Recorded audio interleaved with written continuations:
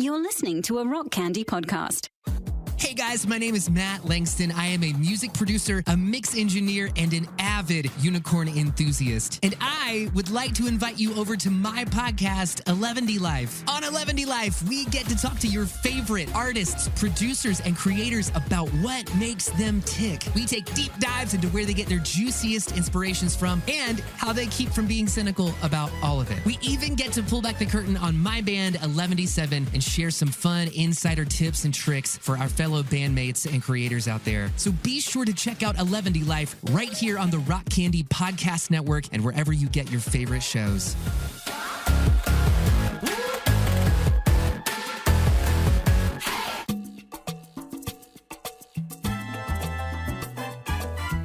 I like my pantaloons. They fit me oh so tight. They suck off pickle and boot shop. Hey everybody, thanks for tuning into the old Pickle and Boot Shop. Joe and Reese's Pickle and Boot Shop, a diabolical brainwashing machine. I'm one of your hosts here, Reese Roper. I just wanted to throw out this weekly disclaimer. First of all, sorry about the way I started this disclaimer. Second, somewhere in the episode I claimed that I bobbed for buffalo apples. I'm sorry. I also called Joe's friend Anus instead of Amos. I apologize to that guy. I encouraged Joe to pop an eye pimple while on the podcast. I'm sorry, Joe. Joe almost starts a fight with Nate for making fun of a kid's hands, saying he has Mickey Mouse hands.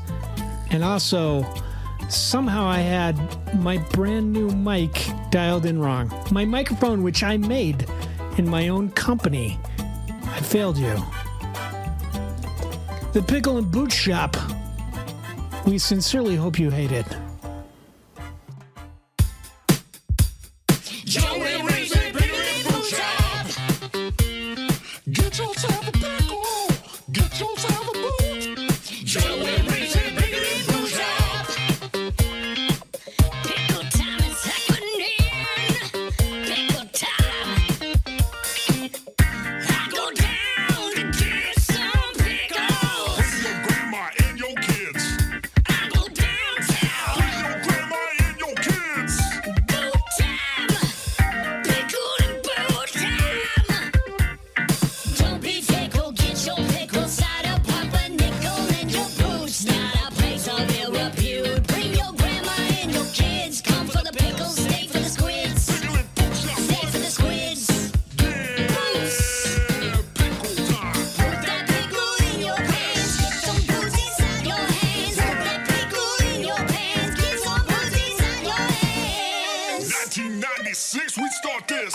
Well, ladies and gentlemen, welcome back to another episode of the Pickle and Boot Shop, starring Mr. Reese Roper and myself, the old curmudgeon that I am. That's how I want to be known from now on, the old curmudgeon. Whatever floats your boat. Whatever floats your apples for bobbing. Do people still bob for apples? I believe they do. When was the last time you bobbed for an apple? It was pre-COVID. I do remember that. Yeah, I can't imagine bobbing. I'm guessing bobbing has gone the way of the buffalo. Buffaloing for apples. Buffaloing for. Actually, I bobbed for buffalo apples. Oh, gross. It was. That was good. So, today, you asked me what I was drinking. I don't have anything to drink prior to coming online to do the podcast. You're already hammered. Well, I was guzzling water. Oh, so that's smart, a few Joe. weeks ago, I think I told you that I went to the Hoedown, that country concert. Yes, I do remember this. And I went there and I did not think that I was hammered there at all. At all. But the next day, my hangover was unlike any, like it was one of the worst I've ever had in my life. And I really haven't had that many. I could count on one hand, like, how many bad hangovers I've ever had. You know what, Joe? You probably got roofied. Oh, it was so bad. And way that I can explain it is my hangover didn't match my inebriation. So on the 1 to 10 scale, I only feel like I was like maybe a 3 or a 4, but my hangover was an 8 or a 9. That's a total sign of a roofie. Yeah, it was awful. So while we're on the subject, I want to show you this thing in my wallet. If you'll look, this is my wallet. You can see my driver's license there with my Taliban picture. But then I have this that I pull out and show to the ladies. Nice. It's a laminated picture of Bill Cosby. Yep. And I just show it to them when I'm hanging out at the bar. Yeah. And they're just like, I'm going to call 911. Yeah, they're like, well, this date's over. Yeah. Yeah, it's a good way. I feel like it either helps you get out of unpleasant situations or get into unpleasant situations. Like, if you're like, I wish I could sleep on a cold cement bench tonight with just one blanket and a bunch of drunk people. And that's what you do. With a newspaper and a bunch of drunk people. Not even a blanket. They don't give you blankets anymore? No, just newspaper. Huh. Okay. I feel like the classic hobo would use newspaper. Yeah, I mean, I feel like blankets are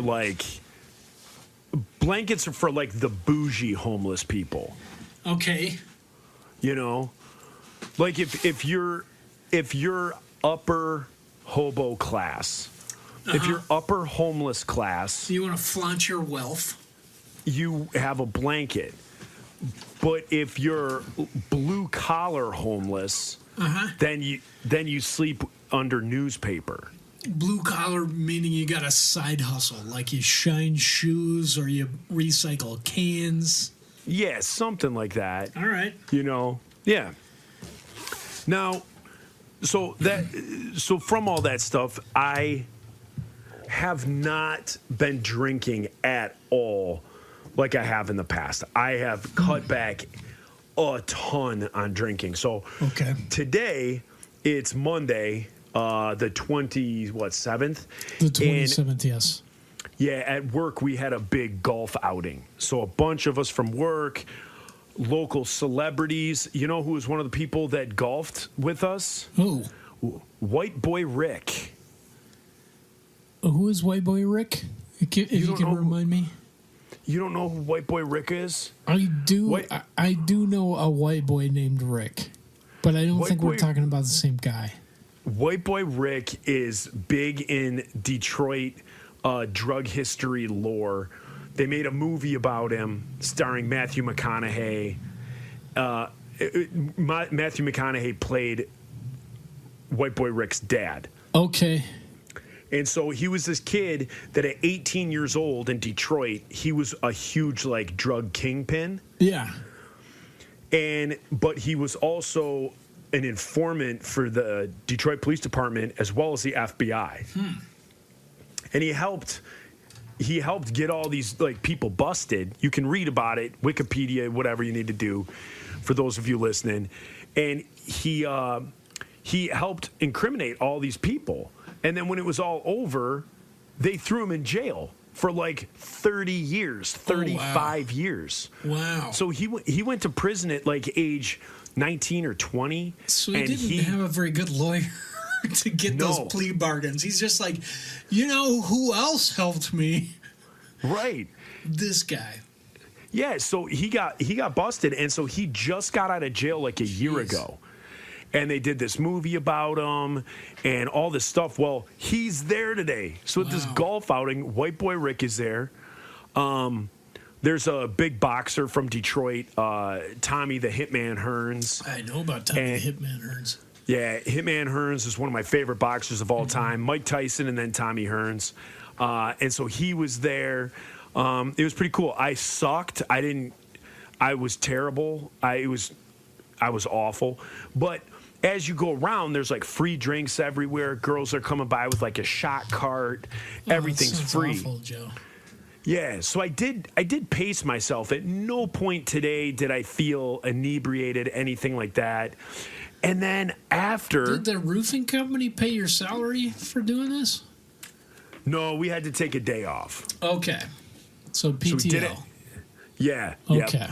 So it took a day off for it, and but had a good time. Had a great time. It was me, my buddy Shu, my brother, my stepbrother-in-law Ryan, and Amos, who's been, for those of you, for our listeners that listen to the Average Jerks, Amos is a friend of mine from locally here who was probably one of our best interviews ever on the Average Jerks. He talked about his 9/11 experience. Okay. So at 9/11, he was on like the 81st floor or the 85th floor when the plane hit. Crazy. So if you want to hear a good story, tune into the Average Jerks. The first one, I think there's been two. The first one that Amos was on, you're just on the edge of your seat listening to this guy tell a story about the Trade Center. It's cool. Crazy. Yeah. And it's so spelled anyway, AMOS, not ANUS. Correct. Okay. Famous anus. I got it. Yep. When you said it the first couple times, I was like, this sounds like a cool dude. And then I got it. I was like, oh, it's like in the Bible, which I should be reading right now. Correct. Yeah. We should all be. So I don't confuse this guy's name with anus. With an anal port. Correct. Hey, Mom, did you hear that? I'm going to read the Bible. That's right. On this episode, we're going to do a lot less swearing and more Bible reading. I did get talked to by my mom again for my potty mouth. She's like Reese Roper. She's like Michael Roper. She doesn't call me Michael Roper. She might say Michael Reese Roper, but Michael Roper is my dad, and that she doesn't want to talk to Michael Roper. Oh. Yeah. Oh. All right, then. Well, she's to basically... dredge that up. Yeah, to dredge that up again. But I thought she was going to give you the old, listen, if you want me to live with you, you got to really cool it with the cussing.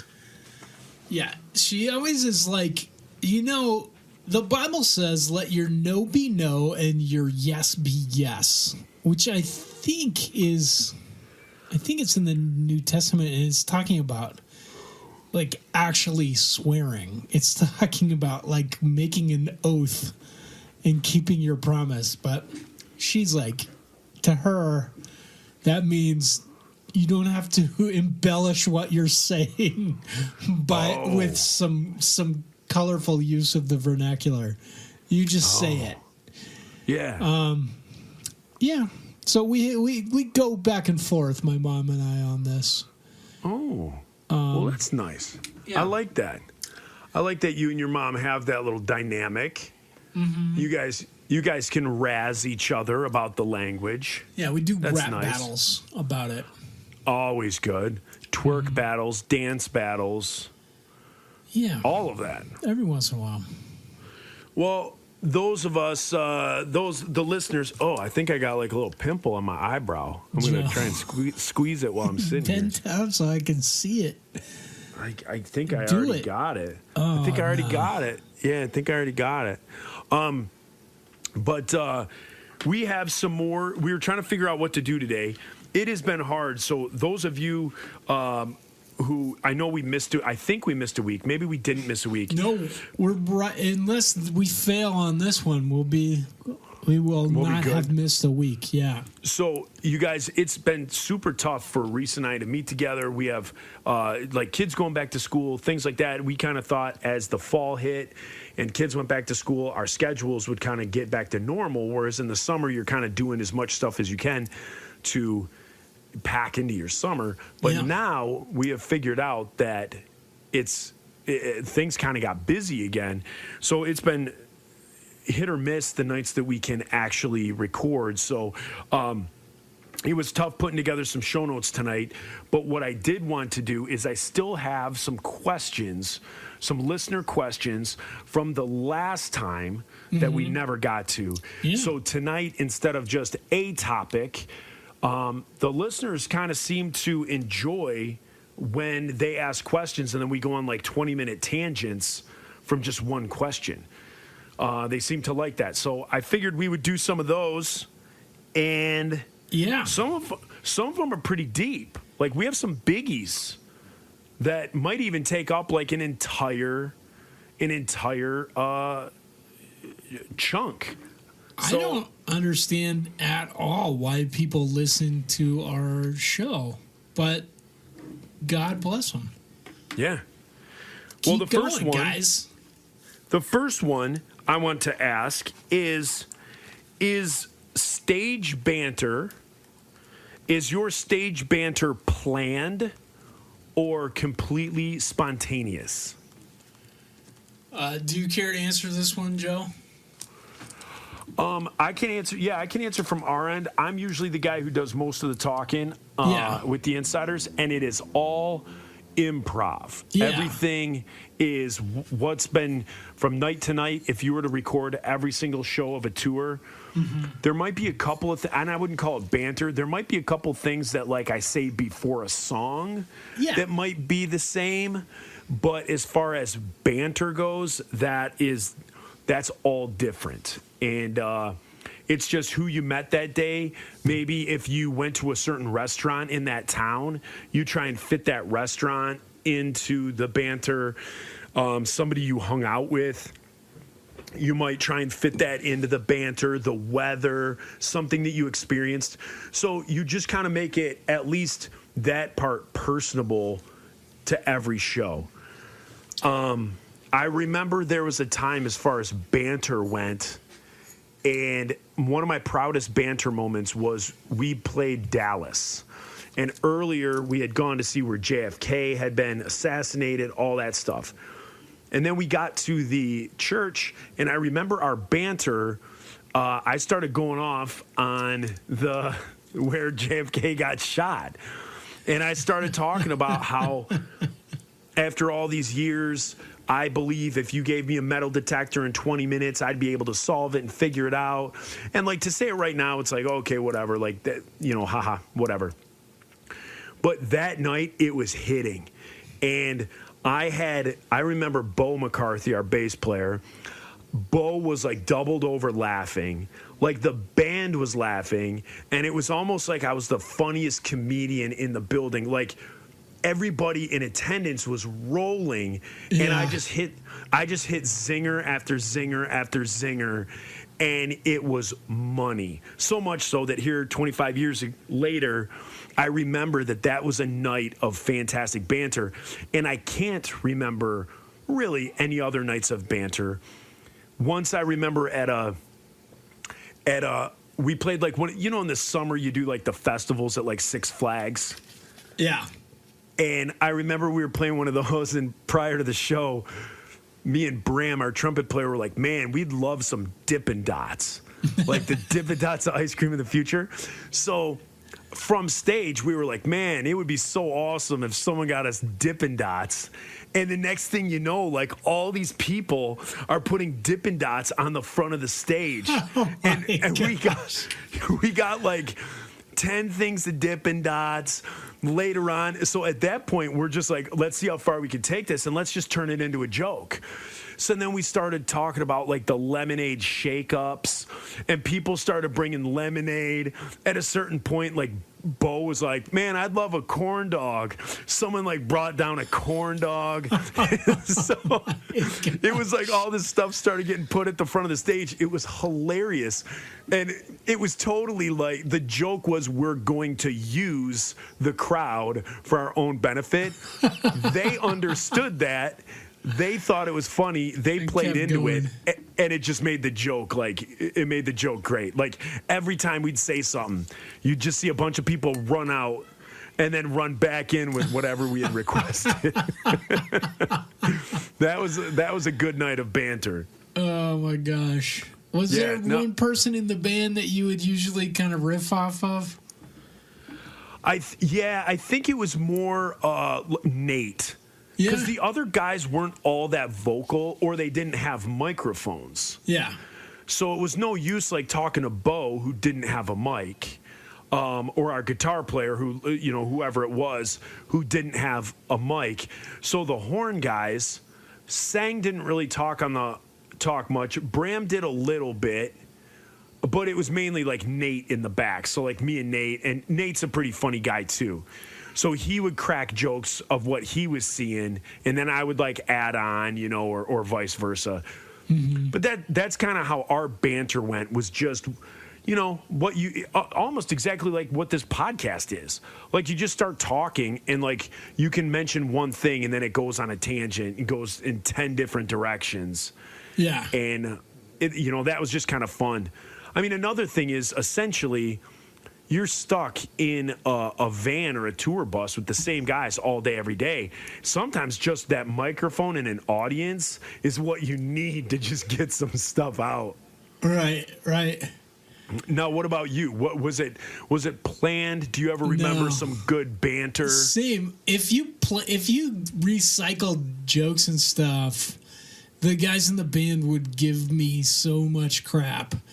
Yeah. So we maybe talking about what the song was about. Some of that stuff got recycled, but usually it was just fresh stuff. And when we, the first go around for 5 Iron, it was usually Keith and I, and then us kind of getting the other guys in the band into it, and it worked amazing because Keith and I were like best friends since 8th grade, so we were funny. Like we had lots of funny jokes, and we were good at like riffing off of each other. Yeah. He would always be like the straight guy, and then I'd be goofy, and it worked well. And then the other guys in the band could get in on it. But now I don't have Keith, and Scott is very funny. He'll do it, but he doesn't want to. So usually he won't say anything. So now it's like normally me and Dennis, and it kind of sucks because sometimes if Dennis is just not feeling it, like you can just feel like it kind of gets tense. And so then let's just be like, all right, let's get this going. Let's just go. So in more recent times for 5 Iron, I think what I enjoy the most is like trying to make the other guys in the band just lose their shit on stage. Yes. My biggest goal is to make them laugh so hard they stop playing in the middle of the song. Absolutely. That's what I always tried to do too. Yeah, it's funny. If I could just make the guys laugh, I enjoyed the blank stares from the audience. Mm-hmm. Like in playing in Europe, people over there speak English, but when you're up on a microphone, you're talking fast, you're trying to do whatever, you're doing banter in between, using slang. Even people that speak very good English over there still don't really get what you're saying. Yeah. So I used to love just telling these like incredibly complex and intricate stories to like the German people, and they just had no clue what I was talking about. And it's just complete blank faces, but the guys in the band are laughing or whatever the case may Well, be. they're German, and they're just looking at you. They're like, this is not a joke until he talks about horse skeletons. Right, exactly. We do not have humor. We do not have humor in Germany. Yeah. Now, another question here from Joel Drizin. DRZY CIMSKI Drzymski. Yeah. Sounds He's legit. asking, it sounds like totally real name. Yeah. He's asking, has stage banter ever backfired? Yes. For 5 Iron, yes. So much. Like, tell me some. Well, sometimes it's just that. Like you can, we have this continuing talk where I'm like trying, I'll try and get the guys hyped up about it and be like, I don't know if you ever got the Tina Fey book Bossy Pants, but she does an audio book version of it, and it's freaking amazing. I listen to it once a year just because it's funny, but it's also really good to listen to. Like it is things you can apply to your life. And so Okay. one of the things that she's talking about how in improv, also like just in life. So I was like the manager of nursing homes, and then I would try and use this advice in my management style. But in improv, you can't, like when somebody gives you something, your answer has to be yes and then this. You have to agree with them. You can't contradict what they're giving you, or it kills the vibe. It totally derails the train. So not just that. You not just meet them in the crazy thing they just said, but then you have to add to it. And that makes good, funny improv. Yes. So I'll talk to the guys in 5 Iron and be like, okay, so just remember, whatever I say, go with it, and then add your own crazy. And sometimes it works, and sometimes it'll just be like, I'll say something far too nuts, and they'll just be like, oh. Yeah, like the brain short circuits. Like, I can't add to that. That's already crazy.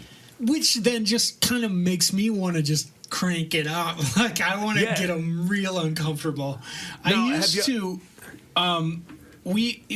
remember we did this for at least one tour where we didn't have, like, the promoter, we didn't have an opening band or something. Nobody was introducing us. So I would just come out, like, 5 Iron we're not pro. We never had, like, somebody come out and make sure our instruments were plugged in. You know, we didn't have any techs or anything. So when we come out, it would just be like, we're already out there. We've been out there dinking around, making all this noise for 20 minutes. And then like, let's start the show. So I would just look out at the crowd and be like, hey, are there any fat kids in the audience? Of course, like, when you're asking this question to a crowd, there's someone that's just like, hey, I want to be known as the fat kid. And so I would just pick the largest kid and be like, come on up here. Tell him what to say. Just be like, we're 5 Iron Frenzy from Denver, Colorado. Say whatever else you want. So meanwhile, the whole band is just like, oh my gosh, did he just say fat kid? Did you just ask for the fat kid? And I'm like, you're like PHAT. No. Like the coolest. Because that kid owned it. He was just like, you know what? I am fat. I'm coming up here. This is going to be the best thing of my life. Yeah. And it would be the funniest kid, and he would just go crazy. It was always like, it never failed.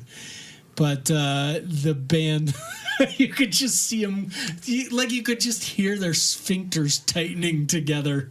Yeah.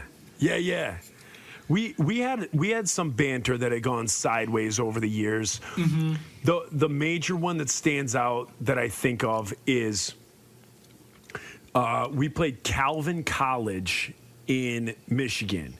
Grand Rapids. Yes, and so we played it up there. I think I've told this story before, where we're on campus, we're playing there, and right before we played The Hunted, which was, Sacrifice, which was one of our, like, hardcore songs, I say, all right, time to put the women and children to bed. It's going to get rough. And as soon as I say that, there's like a pause, and then you hear, coming from the upper deck, you hear, that's not right. And so I'm like, so you could hear it in the place. And then we play the song ends, we go off stage, whatever, we do an encore, we go back off stage.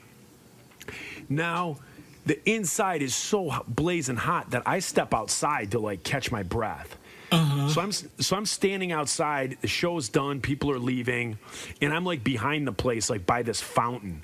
And I'm approached by, like, these, like, 8 college girls who were older than me at the time. Like, at the time, I was probably 19, and they were, like, in their early 20s. Okay. And they go on to tell me that, like, they're the feminist chapter of some feminine, or they're the Calvin College chapter of, like, a feminist group. Yeah. And I have no clue what that is. Like, I'm 19 years old. I'm thinking, like, I don't know what feminism is back then. Like, I only knew from what I saw, like, in the 60s, where, like, girls were like, feminism, burn your bra. And, like, that was it. That was the extent of the feminism that I knew. And then when you applied it to the Bible, I was like, well, you know, the Bible, there's feminism and then there's masculinity within the Bible. And there's things that men are put in roles of doing and women that they're put in roles of doing.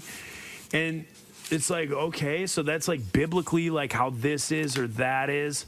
And then these girls, and like I said, I'm 19 years old, and these you were like, let's put them to bed. Yeah, It's gonna get rough. These girls are just roasting me like in the back, and I'm like, ladies, like, it was a joke. Like, relax, it's a joke. And that was like the first, and so we're talking like 1996 probably, and it was like the first like small uprising of like woke culture, where it was like I was getting roasted because I said put the women and children to bed, and just, you know, got destroyed for it. And I was like, so like from that point on, I was like, I won't say that again. You know, like in my head, like I didn't think I said anything wrong. It was a joke, but holy cow, this group of girls, it was like they came up to me with like pitchforks and torches and like nooses after the show, and I thought I was getting lit up. Yeah. Another one that I said once is I was talking to a kid in the crowd, and I kept calling him Mickey Mouse Hands, because the kid that I was talking to, we were playing at like a fun park. And the kid that I was talking to had like gloves that he had won that made him look like he had Mickey Mouse hands, like the white gloves with like the 3 slashes on the back of the hand. So I was calling him Mickey Mouse Hands. Well, Nate, after the show, Nate's like, dude, like he was like livid with me. And he's like, dude, you like, Joe, you're so like wrong. And I'm like, why? What are you talking about? He's like, you kept calling that kid Mickey Mouse Hands. And in my head, I'm thinking like, what is Nate talking about? Like, the kid was wearing Mickey Mouse gloves. He was literally Mickey Mouse Hands. So me and Nate are arguing. I'm like, Nate, I don't get it. It was a joke. Like, his hands were like Mickey Mouse hands. He's like, I know, that's not funny. And I'm completely lost. Did Nate not see the gloves? Nate didn't see the gloves. Nate saw the physically challenged kid who was 20 feet away from that kid who had disfigured hands. Oh, hell. So later on in the evening, Nate points out the kid came up to the merch booth and was like, Joe, this is the kid I'm talking about. I'm like, I've never seen that kid before in my life. That's not who I was talking to. I was talking to a kid that was wearing Mickey Mouse gloves. And this kid had disfigured hands. Yeah. That Nate thought I was calling him Mickey Mouse Hands. Oh, my gosh. Okay, I got one 5-iron thing. We were playing in Seattle, and we had good banter going. Just good, like, Seattle, whatever, blah, blah, blah. And Dennis goes, I wonder what the heck is the Space Needle? Like, what is it? And I'm like, it's a memorial to the needle still sticking out of Jimi Hendrix's arm. Oh. And, because that's Hendrix's hometown, and it just got dead quiet on the stage. Yeah. I laughed so hard. I was just like, oh, man. That is the worst thing. The crowd just looked like ashy-faced. Yeah. But, yeah, it was funny. I remember one time Bram. Oh, it was during.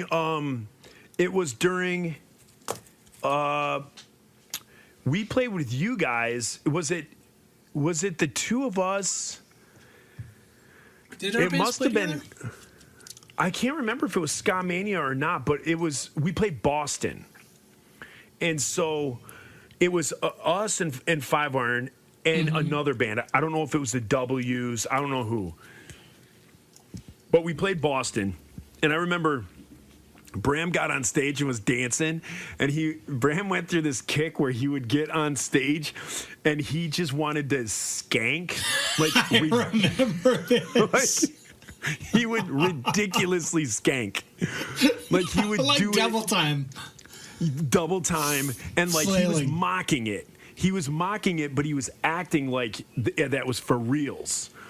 And With so the he's biggest doing it grin on his face possible. just the biggest grin. So he did that, and he took his shirt off and threw it into the crowd, and then someone threw it back at him. So he takes his shirt off and whips it in the crowd, and he's dancing like double time skanking, and all of a sudden he gets hit by his own shirt, as if to say, like, put it back on. Yeah, that was a good one. That is a good one. I'm trying to think of other like banter type moments. We did one where we needed to pass time for something, and so I was like, who wants to win a shirt, while like a drum head was being changed or something. Yeah. And so this girl like raised her hand. I'm like, come on up. So she came up, and I was like, for this shirt, and I remembered in catering prior to the show, in catering, all the food was out, and there was like a giant cup. They had it in like a big plastic Solo cup of Thousand Island dressing. And so I was like, go get the Thousand Island dressing. So I told this girl, if you drink this, you can get a shirt.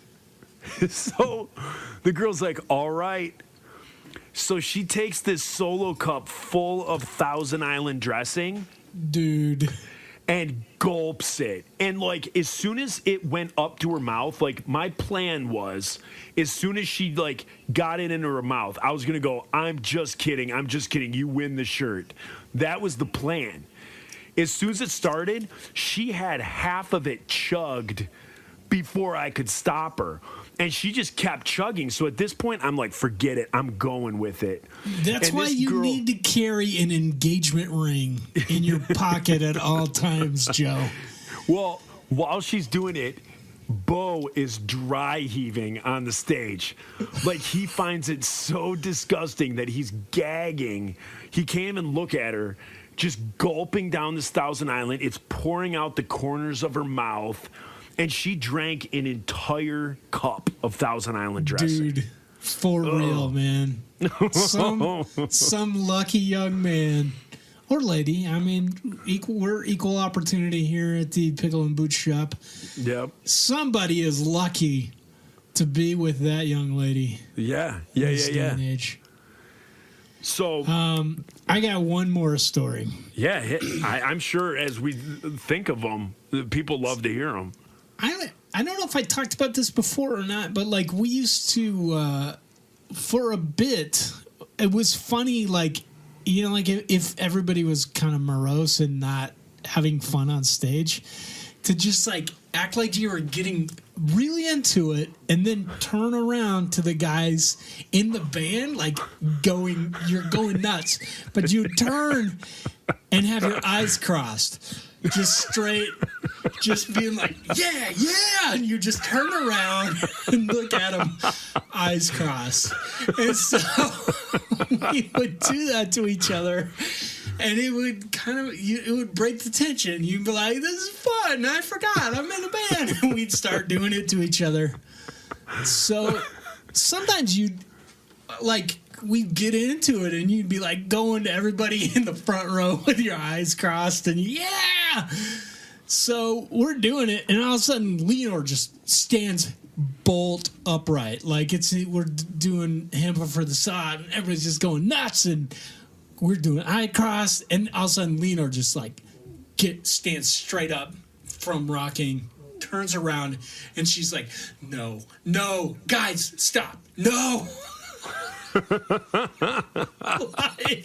we're like, stop playing or stop what? And we're still like cross-eyed and then straighten your eyes out because she looks serious and she's like, stop, no. There was a girl in the front row that had crossed eyes, and Leonore was doing it to her, thinking she was doing it back to Leonore for a good minute. Oh no. Leonore's like, this joke is getting old. Okay, I'll cross my eyes for you again. Oh, shit. Oh, that's terrible. Yeah. No, I remember another tour we did. Again, this may have been a Ska Mania tour as well. But I remember we played a show in California, and it was like a big warehouse show. And do you remember? Were you guys there? Do you remember when I got the whirlpool mosh pit going? I remember you doing this a few times, Joe. Yeah, the first time I did it was in California. It wasn't something I'd ever seen before. It was just something I made up, spur of the moment. I mean, I'm not saying it's never been done before, but to me, I'd never seen it, never thought about it. Hashtag but all this, yeah, Whirlpool Mosh. Trademark. There you go. There you go. And Joe Yerke. I told whoever was in the center of the room, you're just basically going to walk in a circle and turn in a circle. And then everybody around you is going to walk around you, and it's going to get further and further out. And so then eventually the people who are out at the furthest points against the walls, they're just going to be walking counterclockwise, basically around the wall, to the stage, to the other wall, to the back wall, back to where they started. So we said, when we're going to play this song, we want this to happen. And the first time we did it, it worked so amazing. I remember the bands we were playing with, and I swear I thought it was Ska Mania. People started coming out with, because back then, like, you had camcorders. You didn't, like, have, like, a camera on your phone. People came out with, like, camcorders and were, like, videotaping it because it was so rad. It was, like, 1,500 people all going around, and it looked like a whirlpool, like the middle of the room. Yeah, it was so rad. And then we tried doing it again other times, and it did not work. It didn't. People had no clue what we were talking about. But the first time we ever tried it, it worked perfect. So if you want to consider that like banter and stuff like that, like talking to the crowd, telling them like what we wanted them to do, things like that, that was pretty cool. Demanding what they do, yelling at them. Send us your women. Oh, we're probably going to get emails on that. Put them to bed. Put the women and children to bed. We're going to do a whirlpool.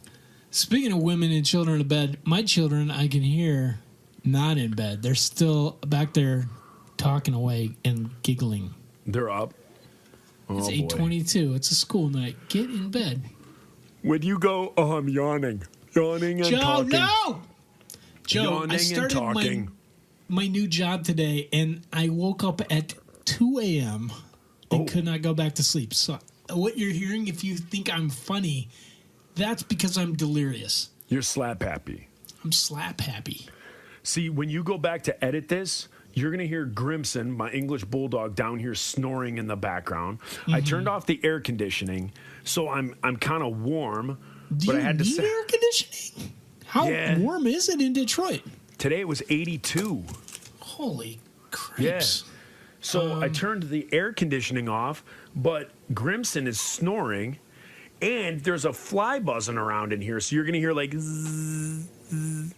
What's that, 66 right now? 66. The high was 79 here in the big city of Stanton, Virginia. Oh, yeah. We hit 82 here in the beautiful Dirty Mitten. Dirty Mitten. So here's another thing I forgot to tell you about, or maybe I did, but COVID brain, sometimes I feel like my COVID brain has kind of gone backwards where I'm not remembering, like my memory's pretty bad again. Yeah. But the at that golf outing I went to today, there was a raffle. Did I already tell you this? About the raffle that I won? No, you didn't. I won like $600 worth of liquor. What? Yes. Is that legal? So it was one of those things where you could buy like a playing card, and then like if your card was chosen. So I won the thing that I won was they called it the Wall of Liquor. So I won like 25 bottles. I won 25 bottles of liquor. And like each bottle is like a huge, like 25, I would say like $20 to $40 bottle of liquor. Like there's 3 big bottles of like Grey Goose. There's Bombay Sapphire, Blackberry Gin. There's all sorts of stuff. There's a huge, almost half-gallon thin of Tito's vodka. Like I said, I feel like my body would reject that. It would be like, this alcohol is, it's for people that do not share your gene pool, Reese Ripper. Right. This is why you like alcohol from a plastic bottle. Yes. Just stick to that. Yeah, this is all nice glass bottles, all these like bourbons, all these whiskeys, and then they have like big bottles of Jameson in there. So, yeah, I mean, these bottles are anywhere from like, I would say $25 to $40 bottles on average. And there's 20 bottles, 25 bottles. So I just Oh, Pete. yeah, I mean, I'm going to have enough. I have enough alcohol here for like 4 days. Maybe. You could pickle yourself. I could. Basically, you could embalm yourself. That's what we're going for. That's what we're going for. Good idea. Wow, Joe. Congrats. I'm going to answer another question real quick here. Eric Anderson asks, what was the Dove Awards like? What were the Dove Awards like? And do I still have the statue? So we both have stories of what is called the GMAs. So the GMAs are the Gospel Music Awards, where they hand out Dove Awards. Now, the GMAs are a week-long thing. So for those of you that don't know, in Nashville, every year they have the GMA week, the Gospel Music Award week, and there's different things every day. Well, I don't know if it's still like this, but it used to be in the heyday of Christian music, where there would be showcases, you could see bands playing every night at all these clubs in Nashville. You could see like Michael W. Smith playing piano at like some little club. It's all these different things.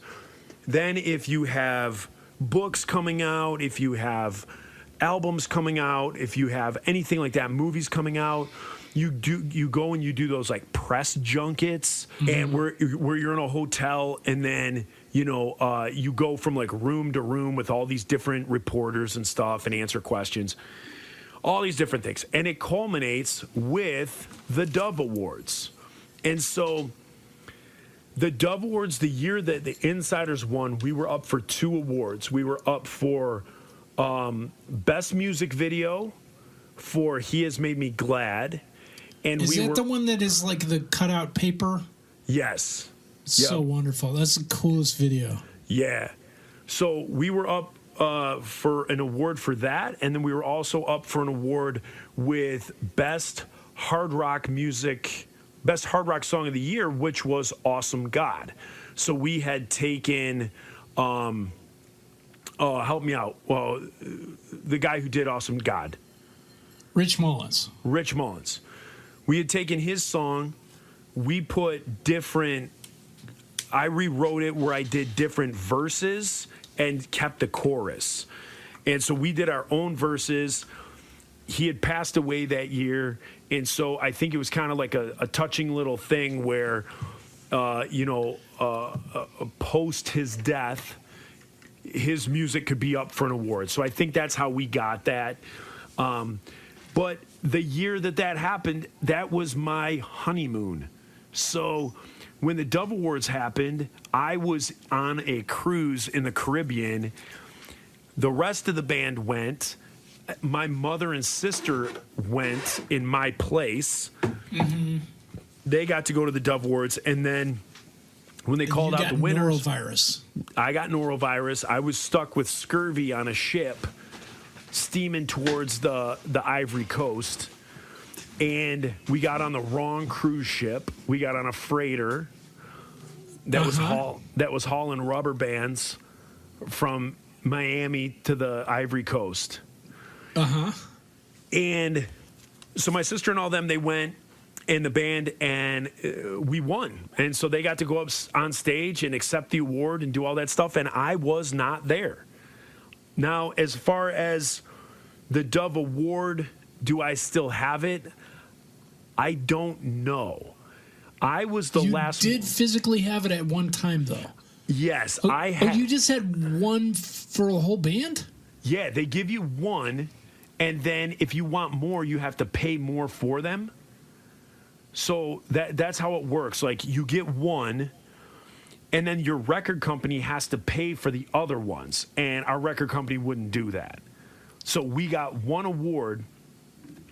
Bo had it for a while. I think Nate had it for a while, and then I got it, and it stayed with me for the longest time. And now it either is in my ex-wife's father's garage, packed away in boxes, or in 2014 here in Michigan, we had huge flooding, and we had horrible floods that like took out everything, like in our basements and our garages, all of that stuff. And I think the Dove Award may have gotten thrown out in like boxes of stuff that was just full of sewage and all that stuff from the flood. Yeah, so I do not know where the Dove Award is. Like I said, it's either in boxes at my ex's father's house, or it was in a box in our garage that got ruined and then got thrown out. So that was our Dove Awards and stuff like that. Now, you remember the GMAs. You have some big memories. That's where we found out about Columbine. Right. And then I just ripped everyone a new ass. Yeah. Yeah. So do you have any other thoughts or anything like that? Did you have any other stories, any fun things that ever happened at GMA? It was not a good time for us. I don't know if the other guys in the band had fun, but it would just seem like it was not a place for five iron. It was a lot of just kind of like grease and palms of people, and I mean, what I did love was people that worked for the distributors. They'd come up and get to meet you, and they were legitimately excited about it. Like, man, I love your band. I try and sell it in all the Bible bookstores, and you guys are so cool. You know, this is great. And it was cool meeting those people. We played at this club in Nashville that closed. It was called 328, and it was like this old warehouse. I think we played there like 3 years in a row for GMA. Okay. And then this Columbine year happened, and I kind of took us out of the running for ever getting a Dove Award or being allowed back in Nashville for a while. Yeah. But it was like somehow someone had started the rumor that a Flowery Song got nominated for a Dove Award, and I believe it. Somebody told me like after the fact. And I went back and looked, and it never was. We never had any nominations for Dove Awards. Oh. I'm not disappointed at all about this. Right. Not one iota. It makes me feel. I think had I learned this, 15 years ago, 20 years ago, I'd be a little bummed. I'd be like, well, we are a Christian band, and we're trying really hard, but I don't know. I feel like what kept us from doing that is that we had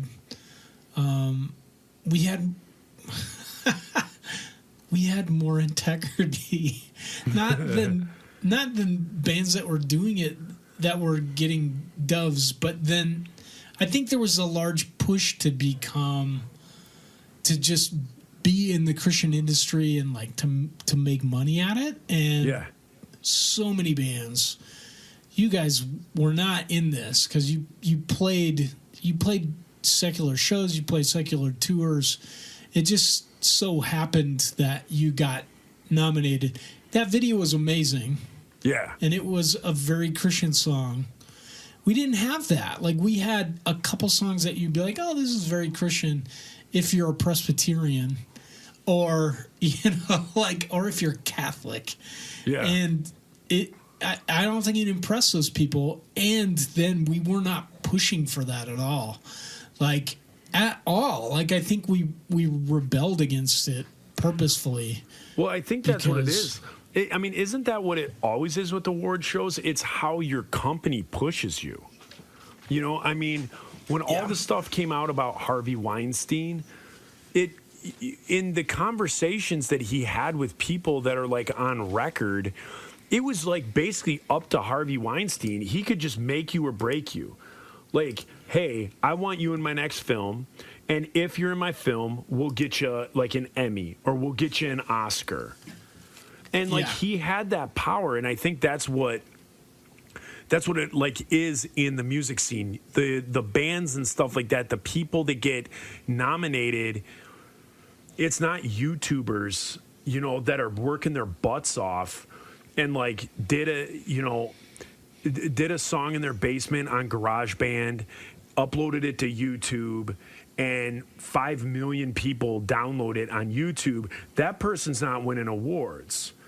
It's bands that the record companies sign that are like pushing those bands, pushing them down your throat, and then they're campaigning on their end. And with I don't know what it's called, but like for the Academy Awards, like the Academy, the people that are on the board, I feel like that's all it is like greasing palms and, making the case for why your band should win that award.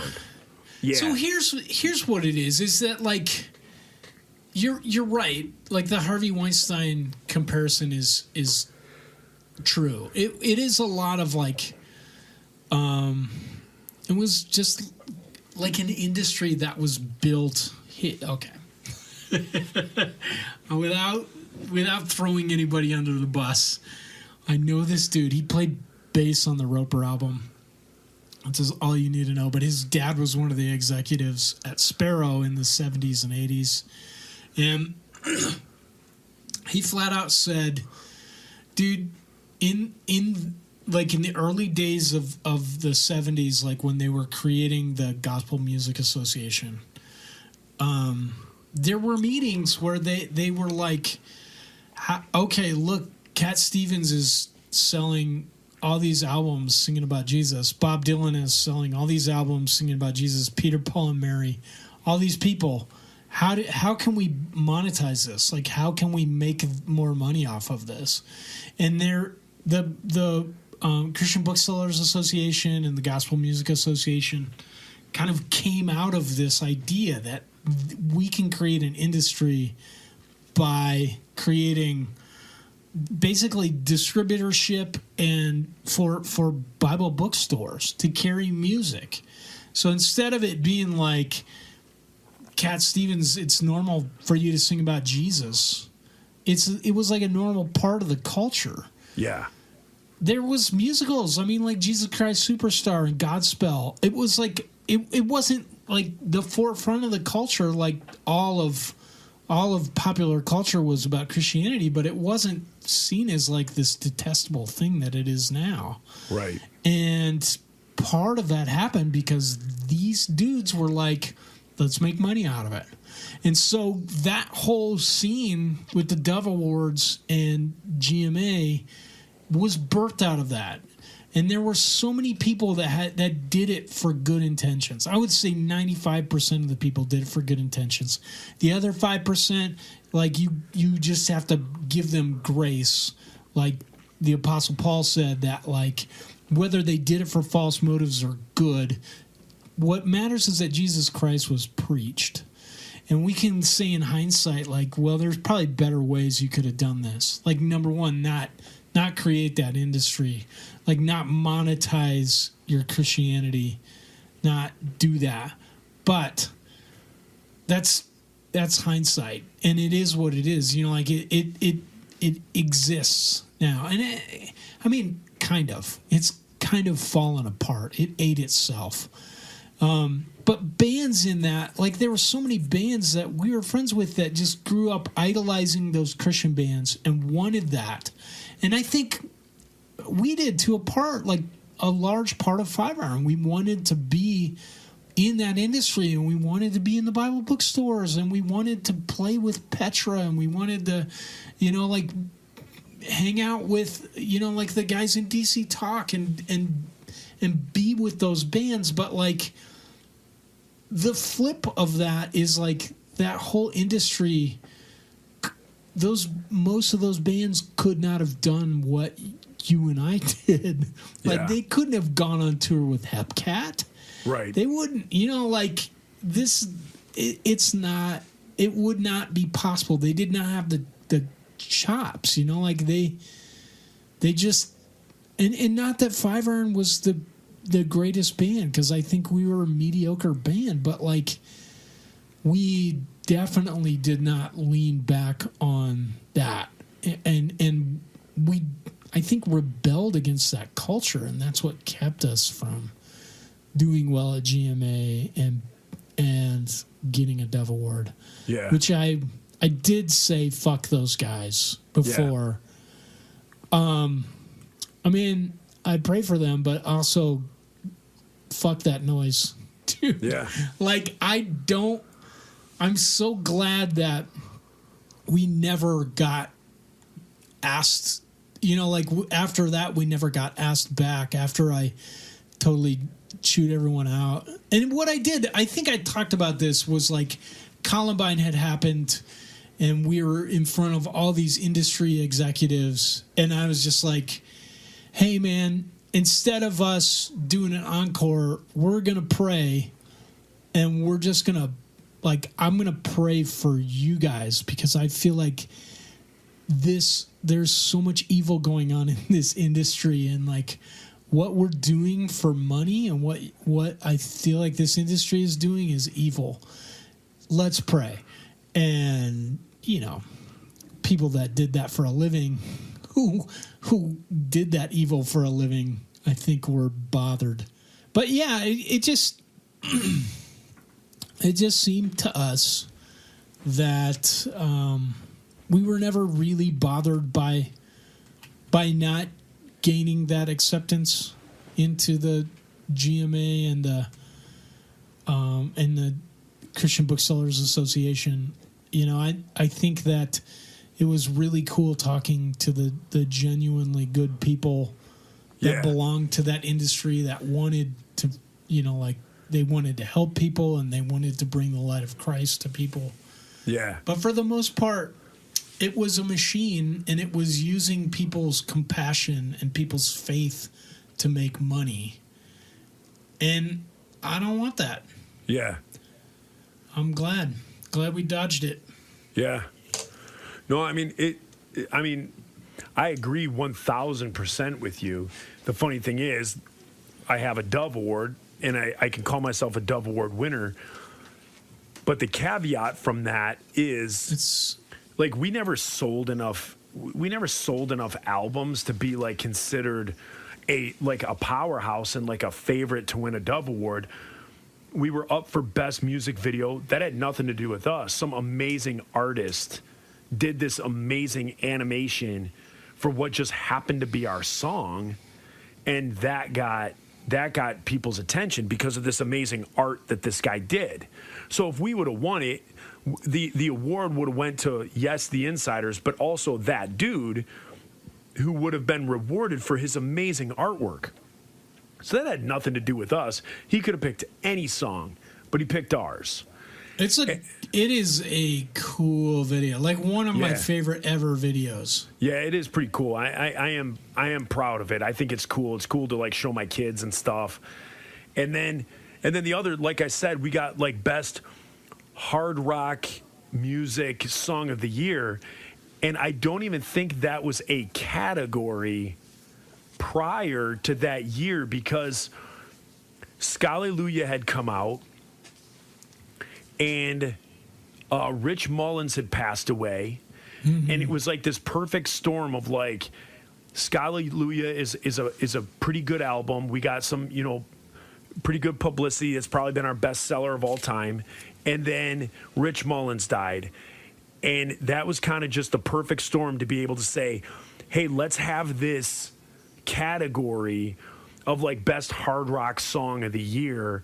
And I think, like I said, it was a way to be able to reward Rich Mullins and his legacy and kind of, I don't want to say pass the torch to us, because it wasn't a passing of the torch in like style. Like we weren't the next Rich Mullins, but in the sense of like his song. And again, I'm going to use the word artwork. So Rich Mullins, who had just passed away, passing on that great artwork and that great piece that is called Awesome God, and then us tweaking it and making it new again. And so I think that was the reason why we got that. It's not like we were never up for, the songs that really count, that like were the radio hits or, your best new artist because you sold, you went platinum in 2 weeks or something like that. Like we were never involved in those conversations. We just happened to get lucky and get nominated for those two things. And even in like best hard rock song of the year, I don't even remember who was like who was nominated with us. I don't even know who we beat. It may have like just been us. So by default, we won. Yeah. So, so it was like weird things like that. It was like it had never been a category prior to that, and I don't think it's been a category since. That's kind of like the weird, the weird part of it. Like I don't want to say conspiracy theory because it's not a conspiracy theory, but just kind of like the weird thing of that. Yeah. Now, we are at it's showing on my thing that we're a little bit over an hour, so paid peeps, we're going to bring this to an end. We are going to continue with the Patreon, the paid material. I have some more questions to ask. A couple of them may be deep hitting, so if those of you that are not Patreon subscribers, if you guys want to subscribe, you could do so for as little as $5 a month. $5. And as little as $5 a month gets you 4 extra hours of content a month. And if you put that over a year, that's $60 over a year for 48 extra hours of content. Plus you get bonuses. You get we throw in extra stuff quite a bit.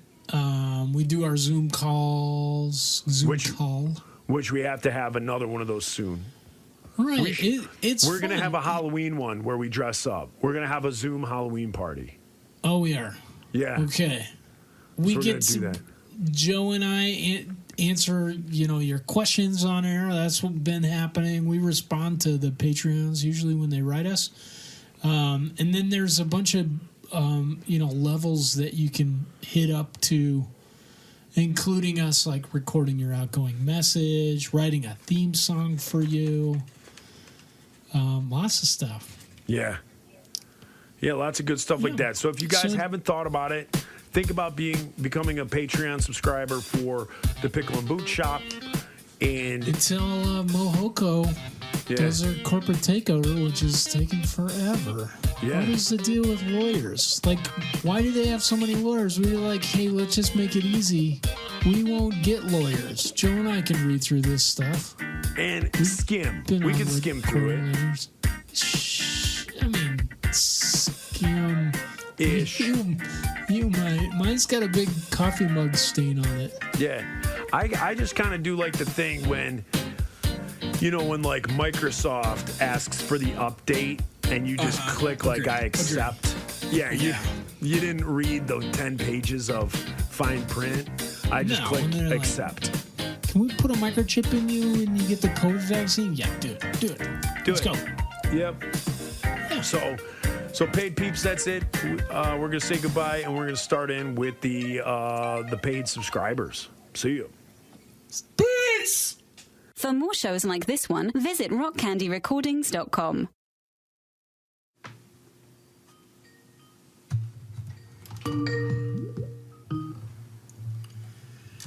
Joseph? Hey, what's up? Joseph, I'm calling you. You come to Florida, Joseph? turn this on. Please come to Florida. Hopefully I have these powered off. Contact connected. Okay. Let me turn some stuff off. Let me turn you on.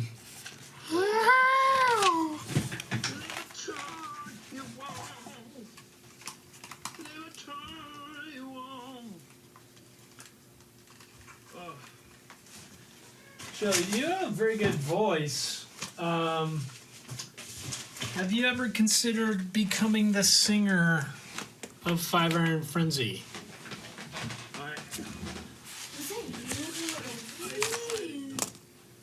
What? Was it you? What was me? Where you went like? I think it was Joe. It was. Yeah, that's Joe. Ever heard of him? Sounded like a cat. Oh, maybe it was a cat. Maybe it got loose in the house. I don't think so. How's school going? Good. Wonderful. Do you like your teachers? Yeah, What's your favorite subject right now? I have two. Two. What is it? What are they? If Science you and say math. Science and math. You say math, I'm going to tell you, you got to go. She said science and math. Oh my gosh. Science is cool. Math, not so much. It's so cool, dude. That's my kid.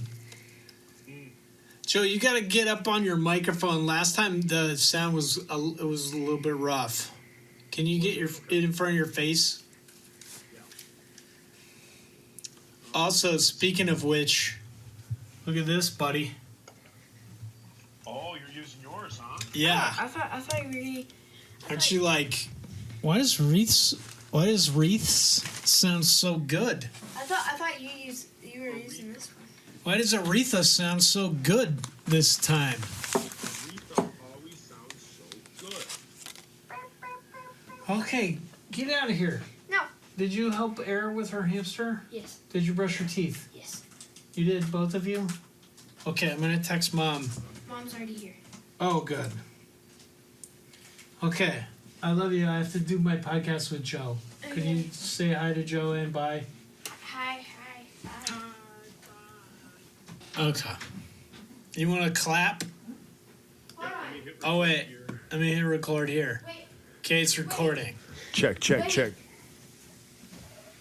Na-na-na-na. Oh my. Yeah. Oh my goodness. You That's need one of those? gigantic. Costco. Gigantor. There's nothing more American than that. Nuh-uh. Okay. Absolutely not. I have no idea what we're talking about, Joe, but let's do it. Okay. Ready? I have some like listener questions and stuff like that we can do. Oh, I've got some Reese questions. Oh, we can do that too. Yeah. What color is an orange? Wait, let's wait till we clap. Okay. Okay. 3, 2, 1. Boom. Hey, get out of here with your noise. We did it perfectly. Perfect. Yes. Okay, and I'm turning down my volume so I don't have to hear myself talk. And I just hear you. Okay. Oh, that's better. Say something. Check. 1, 2, Yeah. 1, 2, 1, 2. Yep. Yeah. All Okay. right. How does your level look on your garage band? It looks very good. Okay. Yeah. Cool. Okay. Okay, love you guys. Night. Gotta do my podcast. Oh, I thought it wasn't until 8. We started a little early. All right, Joe. All right. Are we starting So- this out? Are you gonna tell me Yeah, what well- the questions are ahead of time or no? We can. Okay. What are you drinking tonight, sir? Nothing. Because I was drinking throughout the day. I had a golf outing. Yikes. Look, Yeah. Oh, nice. I got the good glassware out. Nice. I'm not So- drinking anything except for Canada Dry Diet Ginger Ale in my Captain America pint glass. Oh, I like it. So I like the fizzy sound. remember you've seen these before. I had Spider-Man that got Yeah. broken. All that was left that you knew was Spider-Man and Wolverine. Well, Spider-Man got broken, so I got a new set for my birthday. I got Spider-Man, the Hulk, Iron Man, and Captain Iron America. Man's got to be there. Yeah, nice. Yeah. Nice. Nice.